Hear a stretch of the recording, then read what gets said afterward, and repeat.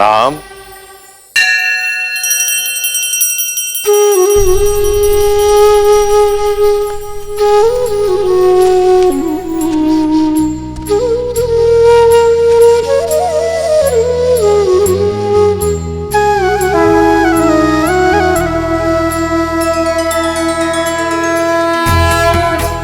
यशस्वी भव।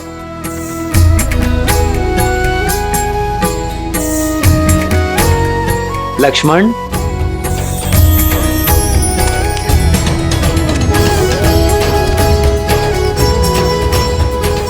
भरत, शत्रुघ्न,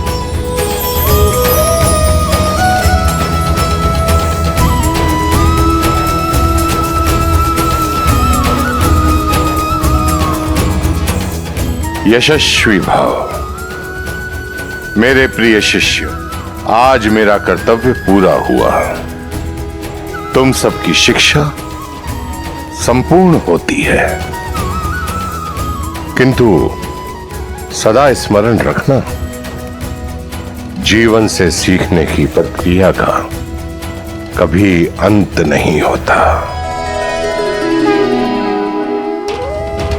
जी आचार्य।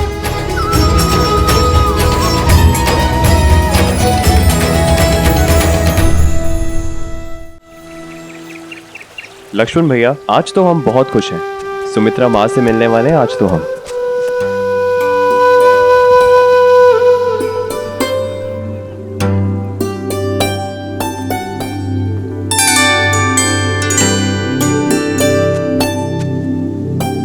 लक्ष्मण,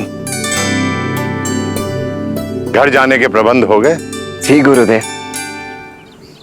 भरत,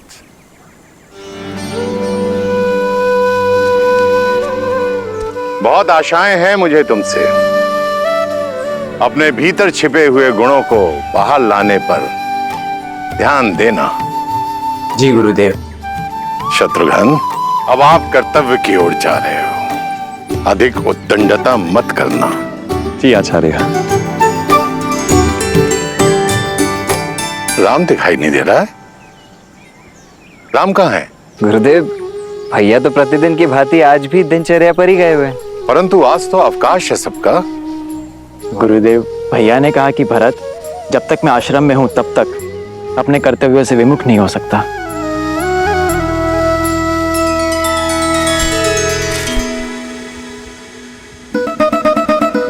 अब खा भी लो नंदिनी। देखो, जब तक तुम चारा नहीं खाओगी मैं जाऊंगा नहीं।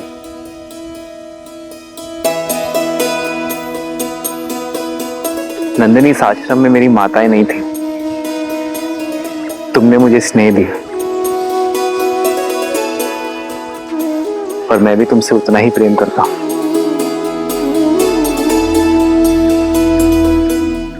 पर जो आता है उसे जाना होता है नंदिनी। यही नियति है ना।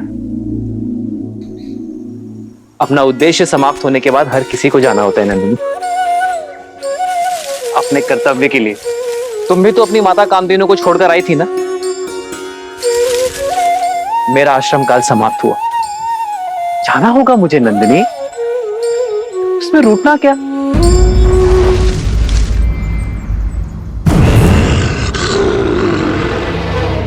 मैं आता रहूंगा तुमसे मिलने। देखो, अब मौन होकर चारा खा लो और कल से कोई और आएगा तुम्हें खिलाने तो शांति से खाना। देखो नंदनी, अगर तुमने चारा नहीं खाया तो मैं रूठ जाऊंगा, चला जाऊंगा मैं यहां से। नंदनी, मैं सत्य कह रहा हूं, मैं चला जाऊंगा। ठीक है, मैं चला।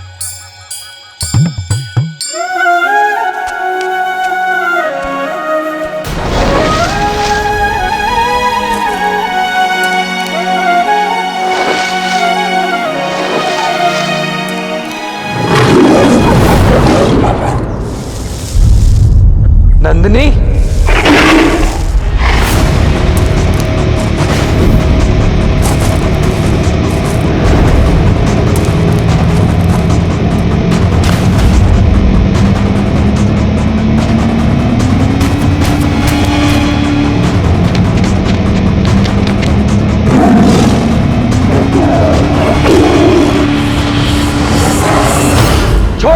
को, ये मेरी रक्षा में है क्रूर बाघ।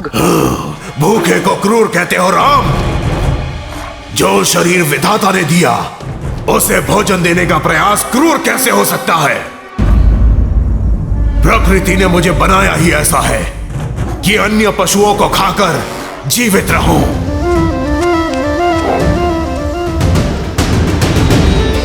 मैं अपने गुरु और मां कामधेनु के प्रति उत्तरदायी हूं। मेरे धर्म के आड़े मत आना, अन्यथा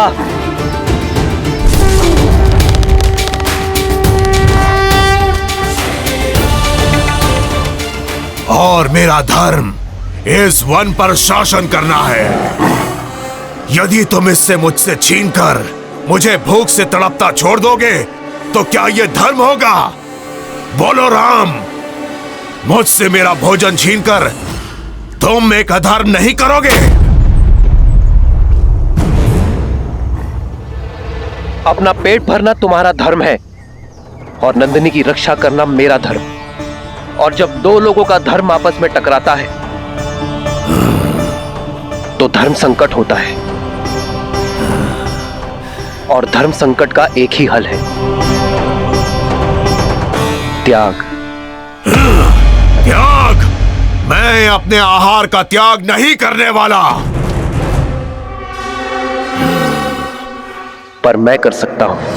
रघुकुल रीत सदा चली आई, प्राण जाए पर वचन न जाई। मैं नंदिनी के स्थान पर स्वयं को प्रस्तुत करता हूं।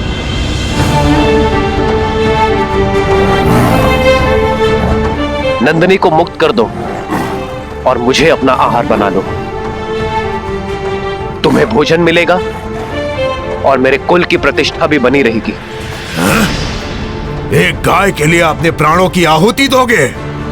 मूर्ख मत बनो। चारों ओर देखो, कोई नहीं यहाँ। किसी ने हमारी बात नहीं सुनी। यदि तुमने कहा बाघ ने नंदिनी का आखेट किया तो कोई भी तुम्हें दोष नहीं देगा। दुर्घटनाएं घटती हैं। सत्य कहा, कोई नहीं है यहां, कोई नहीं देख रहा है हमें। यदि सबको सूचना मिलती है कि एक बाघ ने राम को खा लिया तो कोई तुम्हें दोष नहीं देगा। दुर्घटनाएं घटती हैं, कोई नहीं देख रहा है, इसलिए मैं अपने कर्तव्य छोड़ने का पाप नहीं कर सकता, क्योंकि अपने कर्तव्य के लिए त्याग से अधिक शुभ और कुछ नहीं।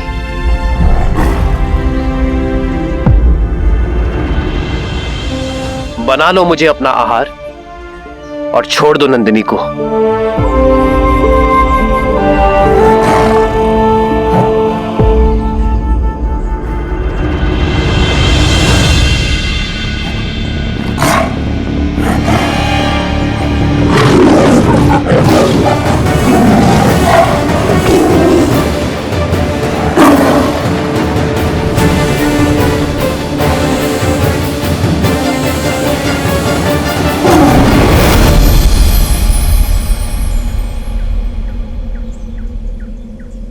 राम, नंदिनी सुरक्षित है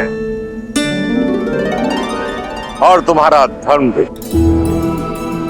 तुमसे पहले तुम्हारे पूर्वज महाराज दिलीप के सामने भी ऐसी ही परिस्थिति आई थी।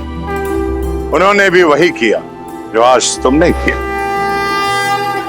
ये कामधेनु की ली गई परीक्षा थी, उसमें तुम सफल हुए। परीक्षा? हाँ, परीक्षा। धर्म और अधर्म का ज्ञान होने पर चयन करना सरल होता है राम, किंतु कई बार उचित और अनुचित के बीच में एक हल्की सी धुंधली रेखा होती है, जो आज तुम्हारे साथ हुआ। और कई बार व्यक्ति लोभी हो जाता है, अधर्म अपना लेता है, करुणा को त्याग देता है, परंतु तुमने करुणा का साथ नहीं छोड़ा। मैं तुमसे बहुत प्रसन्न हो रहा। मैं आजीवन आपकी सीख स्मरण रखूंगा आचार्य। धर्म, करुणा, सत्य और त्याग भाव, ये मेरे जीवन के स्तंभ होंगे। मैं आजीवन काम, क्रोध, मोह, लोभ, अहंकार और ईर्ष्या को पराजित करने के लिए युद्ध करता रहूंगा।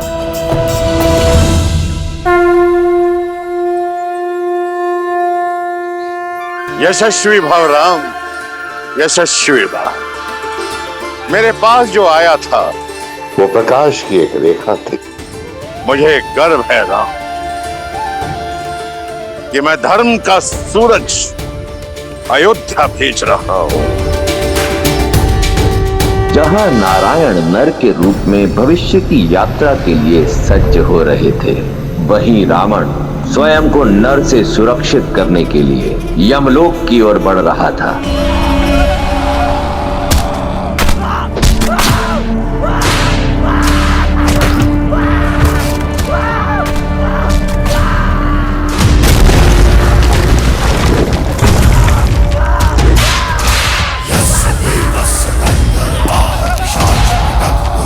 यम, कहो, समक्ष आओ।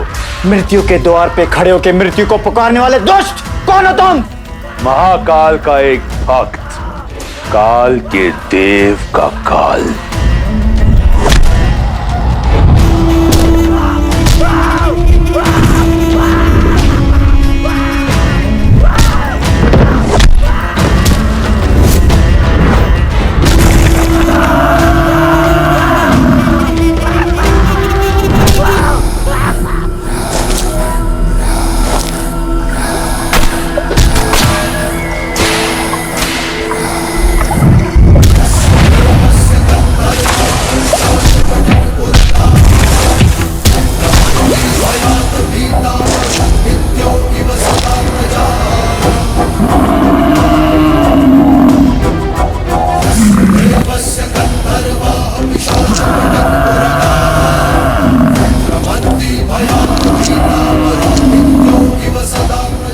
लौट जाओ दशानन।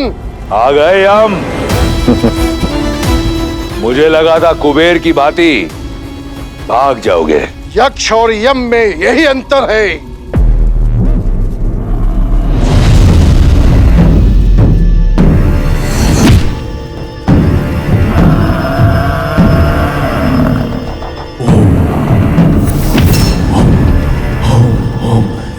काल को ललकारने वाले अकाल मृत्यु को प्राप्त करते हैं।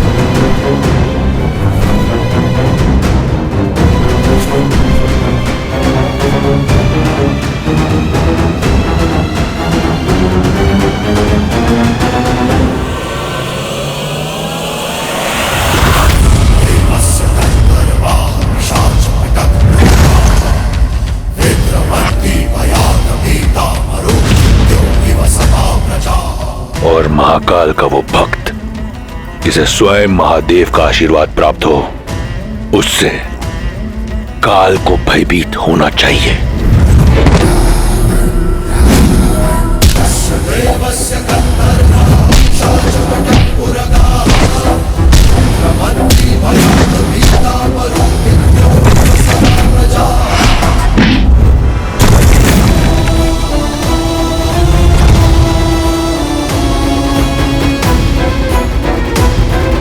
मूर्खता मत कर रावण।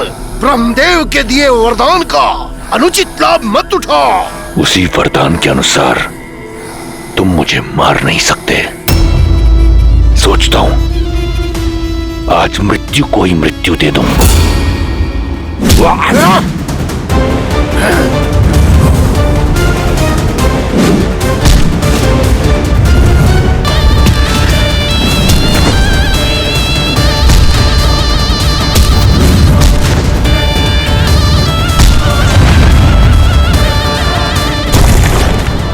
यम, सावधान।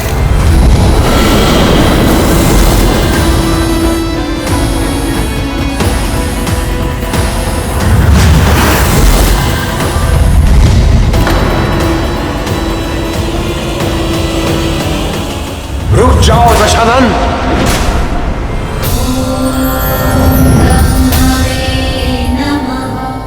आप धर्मराज है यम, भूल गए इसकी मृत्यु आपके हाथों नहीं है। और रावण, तुम मृत्यु को नहीं मार सकते, फिर भी यहां आए, चाहते क्या हो? बस इतना। मैं सबसे अभय हूं, परंतु नर से नहीं। वही अभय लेने आया हूं, अमृत। अमृत? अमृत नहीं मिल सकता, तुम अमृत के पात्र नहीं हो। जानता था। जाइए आप, परंतु मैं यहां से नहीं जाऊंगा। मेरा निश्चय अटल है, जब तक मुझे अमृत नहीं मिल जाता मैं यहां से नहीं जाऊंगा। तुम्हें अमृत पान कराने का अधिकार मुझे नहीं है रावण। वचन रहा, रावण का वचन। मैं उस अमृत का पान नहीं करूंगा। यदि मैंने ऐसा किया तो आप अपना वरदान निष्फल कर देना। जो अमृत असुर प्रयास से भी ना पा सके, मैं उसे पाना चाहता हूं, अपने पास सुरक्षित रखना चाहता हूं। अब आपके समक्ष केवल दो ही मार्ग हैं। या तो आप इस असुर को वो कलश दे दें, या फिर यहां मैं यम को व्यस्त रखकर सबको अमर कर दूं।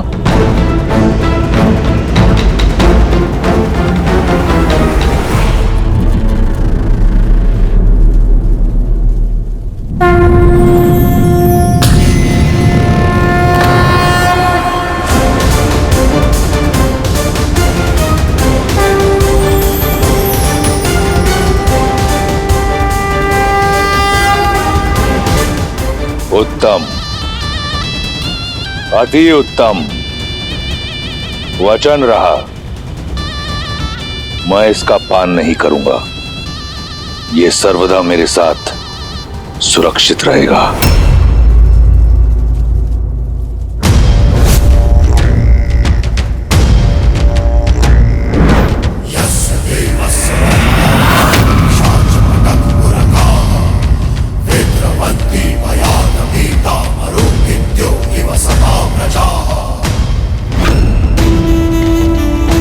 नर का अभय नहीं दिया था ना ब्रह्मदेव? अब देखो, नर ले आओ या कोई और जाति उत्पन्न करो, जैसे ही मुझ पर प्रहार होगा ये कलश टूटकर इसका अमृत मेरे लहू के साथ मिल जाएगा। इस तरह मेरा वचन भी नहीं टूटेगा। अब रावण का कोई तोड़ नहीं।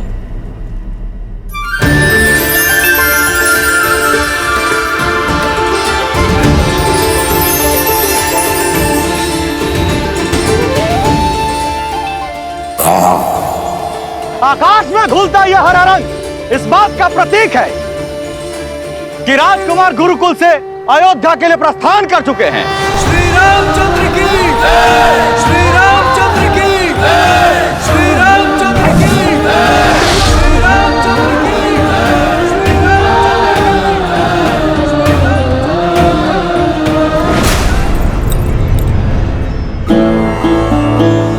वर्षों से प्रतीक्षा थी एक क्षण की, वो आ ही गया। प्रतीक्षा तो हमने भी की है, अपने पुत्रों के लौटने की और अपने पति के मुख पर प्रसन्नता और उत्साह देखने की। 9 वर्ष आपकी आंखें यहां नहीं थी, इसलिए आप ठीक से सोई नहीं ना महाराज। बस मेरा राम आ जाए और आकर सीधा मेरी भुजाओं में समा जाए।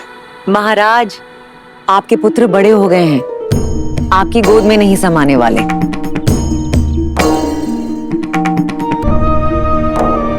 हम तो ये भी नहीं जानते कि हमारे पुत्र दिखते कैसे हैं महाराज। ये निर्दयी समय कितने वेग से दौड़ता है ना। अपनी नन्हे मुन्ने आंखों के तारे भेजे थे हमने गुरुकुल, और आज जो लौट कर आ रहे हैं वो अयोध्या की प्रजा की आंखों के सूर्य हैं। कितनी आशाएं, कितने दैत्व बंधे हैं राम से। आज के पश्चात राम का जीवन सदैव के लिए बदलने वाला है। क्या जाने नियति हमारे पुत्रों को किस ओर लेकर जाएगी। किंतु मैं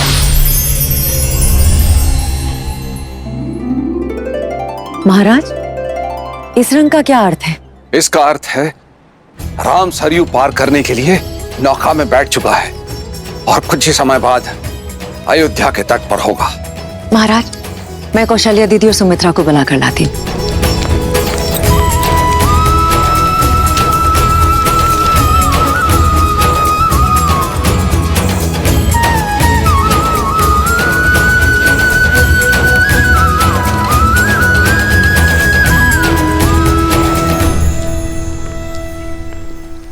क्या हुआ महारानी, ऐसा क्यों प्रतीत हो रहा है कि आप किसी बात को लेकर चिंतित हैं? देवी गार्गी ने जो कहा वो सुनने के बाद एक माँ चिंतित कैसे ना हो महाराज। आप देवी गार्गी की कही हुई बात को इतनी गंभीरता से क्यों ले रही है महारानी सुनैना? हो सकता है उन्होंने जो कुछ कहा हो हंसी ठिठोली में कहा। हाँ, पर उन्होंने जो भी कहा सच ही तो कहा है ना महाराज। और वो बात कहीं ना कहीं मेरे मन में अटक गई है। क्या सीता के लिए योग्य वर मिल पाएगा? अवश्य मिले। ऐसे क्यों कह रही हैं आप? हमारी पुत्री तो असाधारण है। इसी बात की तो चिंता है महाराज कि हमारी पुत्री असाधारण है। नदी कितनी भी बेगवती क्यों ना हो, यदि उसे उचित मार्ग ना मिले तो वो सागर तक ना पहुंचकर बीच में ही कहीं खो जाती है। हमें सीता के लिए उचित वर ढूंढना प्रारंभ कर देना चाहिए महाराज। किंतु उससे पूर्व हमारे लिए यह जानना आवश्यक है कि विवाह के लिए हमारी पुत्री सीता सज है या नहीं। तुम्हारे माता पिता को तो अवश्य तुम्हारी विवाह की चिंता हो रही होगी। विवाह योग्य जो हो गई हो तुम। विवाह के विषय में मैंने सोचा नहीं है माता गार्गी, पर यदि कन्या आत्मनिर्भर हो, सबल और योग्य हो, तो क्या उसे सच में विवाह नहीं करना चाहिए?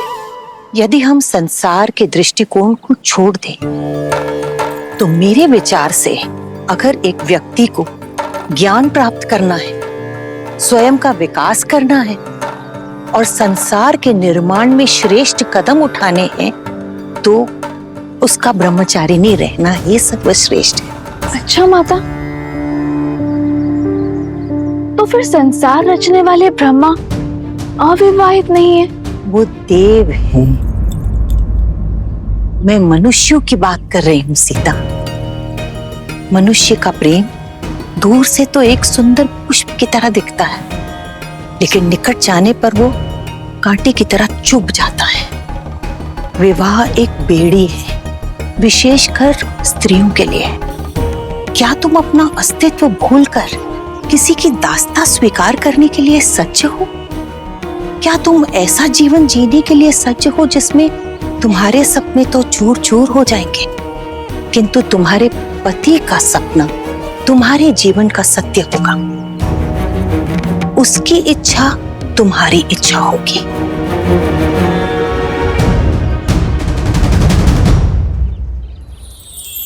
क्षमा चाहती हूँ माता गार्गी, पर जैसे आपने कहा कि दृष्टिकोण की बात है, तो मेरी दृष्टि में विवाह रास्ता नहीं, आस्था है। एक ऐसा संबंध जहां दोनों को एक दूसरे के लिए सम्मान हो, समर्पण हो और समझ हो। एक ऐसा संबंध जहां दोनों एक दूसरे पर निर्भर ना हो, दोनों एक दूसरे का बल हो, जहां दोनों एक दूसरे का व्यक्तित्व और अस्तित्व को विशाल करने का प्रयत्न करे। उस विवाह से सुंदर और मीठा और कुछ नहीं हो सकता माता गार्गी। जैसे शिव और पार्वती हैं, वो दोनों एक दूसरे के अर्धांग हैं, पर एक दूसरे को पूर्ण करते हैं। जैसे लक्ष्मी और नारायण। लक्ष्मी नारायण वो लक्ष्मी जो सदा विष्णु के चरणों में पड़ी रहती है, और जब विष्णु विश्राम करते हैं तो लक्ष्मी उनकी सेवा में तल्लीन रहती है। और विष्णु तो सदा भ्रमण कर रहे होते हैं संसार भर का।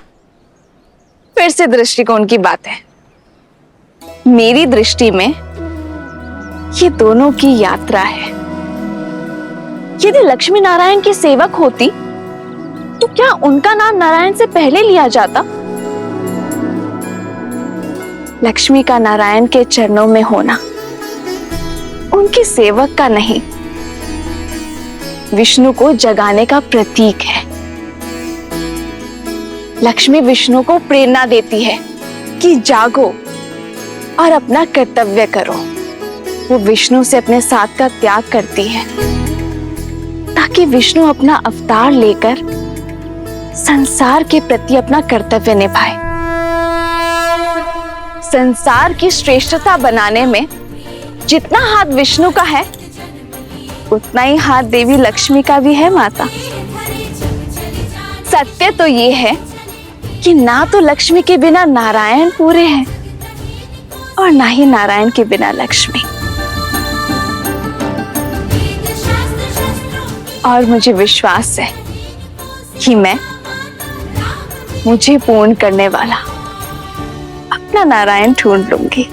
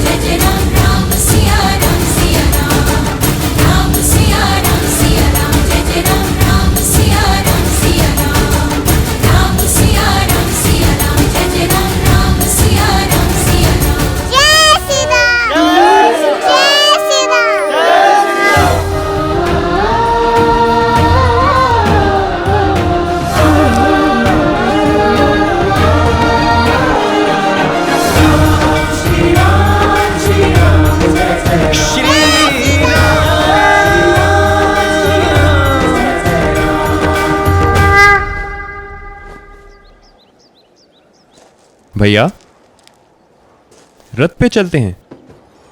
रथ में चले तो अयोध्या के सामीप्य का आनंद कैसे मिलेगा शत्रुघ्न? राम भैया केवल माता पिता के नहीं, तो सर्वप्रथम अयोध्या के हैं, अपनी प्रजा के। आइए भैया, चलिए भैया। श्री रामचंद्र की।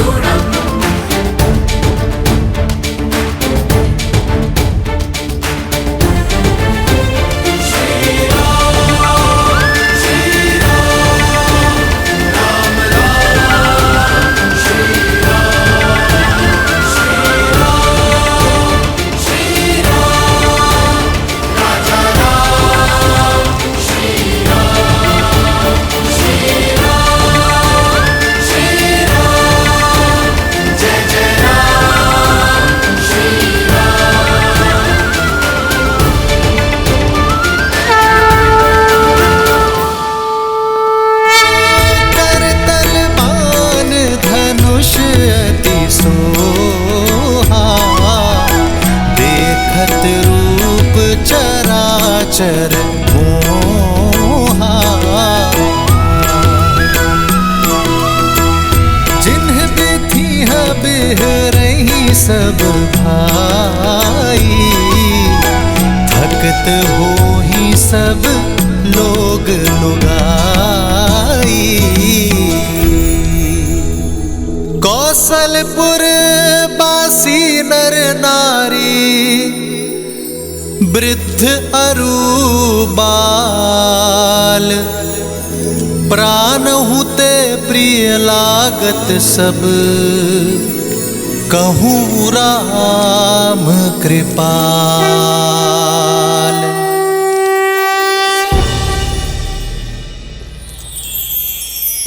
श्री रामचंद्र की, श्री रामचंद्र की, श्री रामचंद्र की, श्री रामचंद्र की, श्री रामचंद्र की, श्री रामचंद्र की, श्री रामचंद्र की।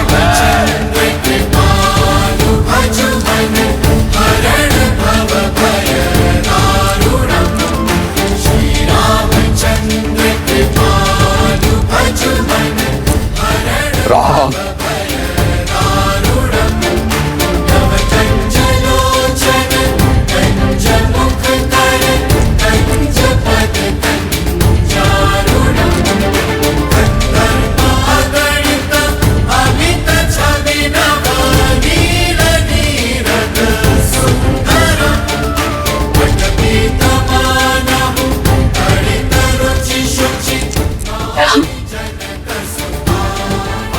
देखिए दीदी, हमारा राम कितना बड़ा हो गया है।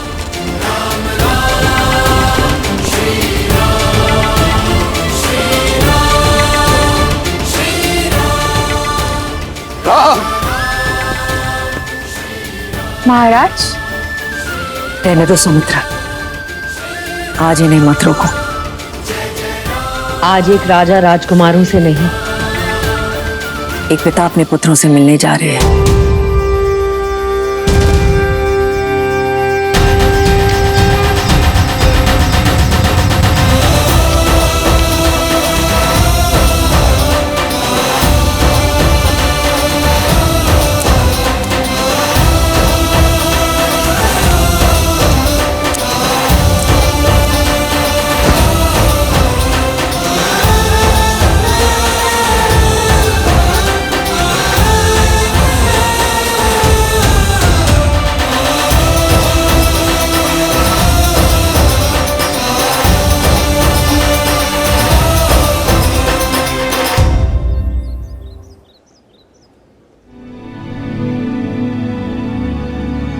राम, कैसे बताऊं तुम्हें, तुम्हारे बिना एक एक पल किस प्रकार बिताए हैं मैंने। अंततः तुम आ ही गए राम। राम,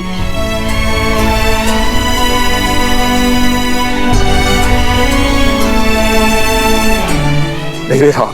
जी पिताश्री, गुरु वशिष्ठ के आशीर्वाद से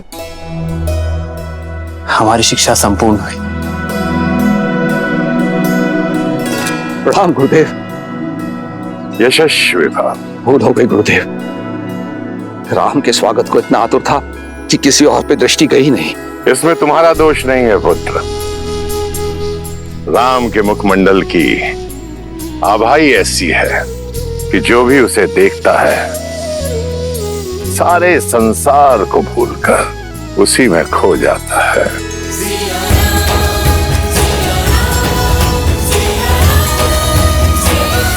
श्री रामचंद्र की, श्री रामचंद्र की, श्री रामचंद्र की, श्री रामचंद्र की, श्री रामचंद्र की। अयोध्या वासियों, आपका राजकुमार लौट आया है, मेरा पुत्र रामचंद्र। श्री रामचंद्र की, श्री रामचंद्र की। राजकुमार। पिताश्री, मेरे भाई भी आपसे आशीर्वाद की प्रतीक्षा में है। मेरा पुत्र लक्ष्मण, आयुष्मान भव।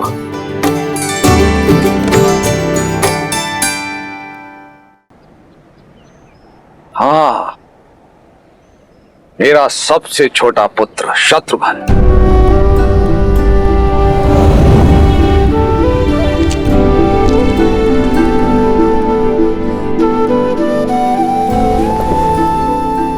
आयुष्मान भव।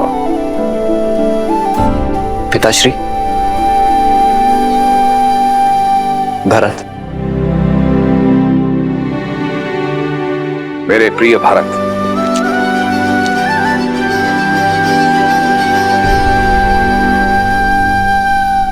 नमन पिताश्री।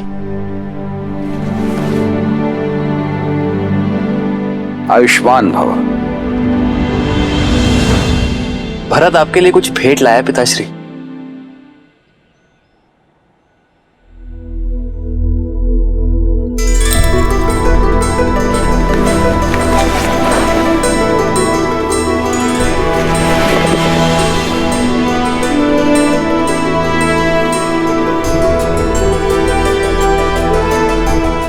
क्या मैं कभी ऐसा भी दिखता था?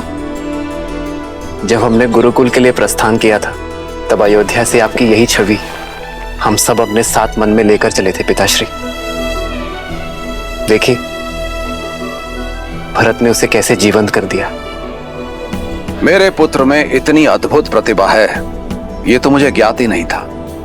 आशा करता हूं बाण भी उतने ही वेग से चलाते होंगे। जी पिताश्री। आइए राजसभा में चलते हैं। समस्त मंत्रिमंडल और सभासद अपने राजकुमारों की प्रतीक्षा कर रहे हैं। चलिए पिताश्री, अगर आज्ञा हो तो पहले हम माताओं से मिल लें।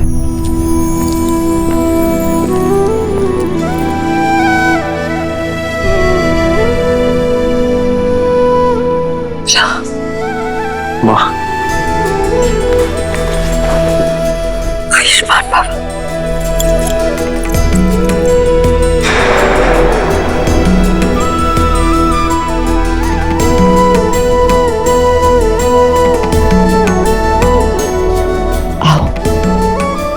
देखिए मेरा राम कितना बड़ा हो गया है।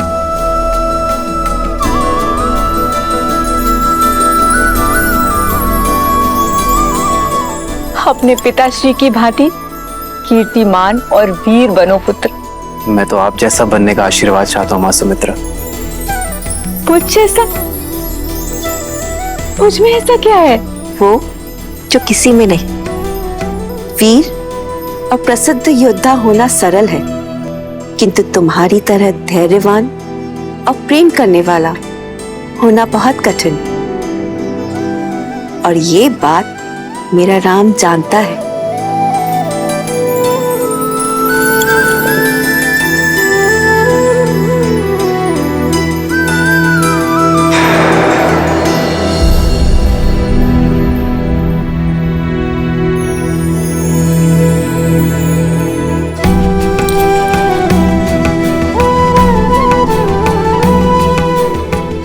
माँ,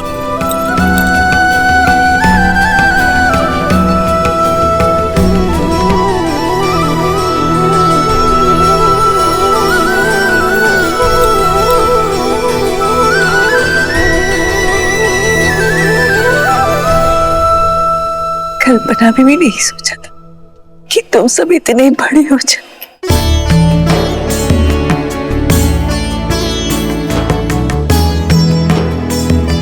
हमने अपने नन्हे नन्हे पुत्र गुरुकुल भेजे थे और देखिए सब इतने बड़े होकर लौटे हैं। सोचा था जैसे नन्हे मुन्ने भेजे थे वैसे ही वापस आएंगे। राम मेरे गले लगेगा और पूछेगा कि मेरा राजभोग कहाँ है। आज भी तो गले लगा ना माँ। वैसे मेरा राजभोग कहाँ है?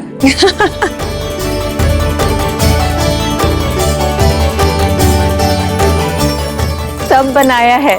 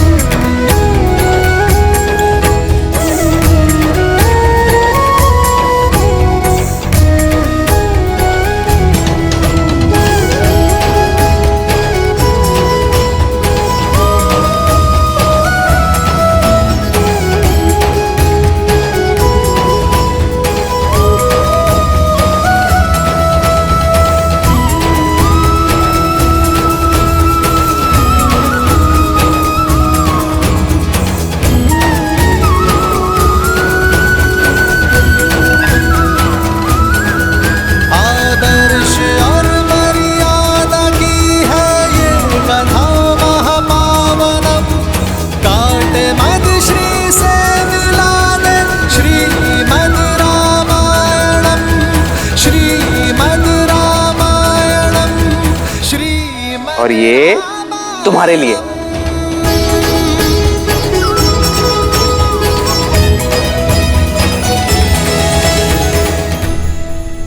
और हमारे राम भैया ने लक्ष्मण भैया को नदी में धक्का दे दिया। अरे तो इसमें इतना हंसने वाली क्या बात है? और हमारे भरत भैया, ये तो सदा राम भैया की सहायता के बिना कुछ करते भी नहीं थे। लेकिन सच में आश्रम में हमें बहुत काम करना पड़ता था, लेकिन आपके हाथ का स्वादिष्ट भोजन खा के सच में आनंद ही आ गया हमें। अच्छा पुत्र, ये बताओ कि आश्रम में तुम सबने क्या सीखा? पिताश्री, राम भैया तो आश्रम में सबके मुख्य थे। धर्म हो, शस्त्र हो या शास्त्र हो, हमारे राम भैया सबसे आगे। और अंतिम दिन गुरुदेव ने बड़ी भीषण परीक्षा ली राम भैया की, और वो भी बिना बताए। अच्छा, क्या परीक्षा ली थी? माया और करुणा में अंतर की। गुरु वशिष्ठ तो बड़े प्रसन्न थे भैया से। और लक्ष्मण, तुमने क्या सीखा? वही माता जो सदा से मुझे सीखना था। भैया राम का सर्वश्रेष्ठ रक्षक बनना और प्रत्येक कार्य में उनकी सहायता करना। और मुझसे नहीं पूछना, मैंने तो पहले ही कहा है, शस्त्र और अस्त्र मुझे भले भांति आते हैं, लेकिन जीवन का आनंद लेना मुझे सबसे अधिक आता है। देखिए माता, देखिए। नटखट पुत्र भरत, तुमने क्या सीखा?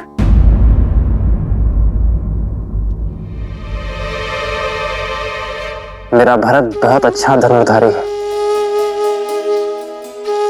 हाँ, पर जब लक्ष्य सिद्ध हो तभी।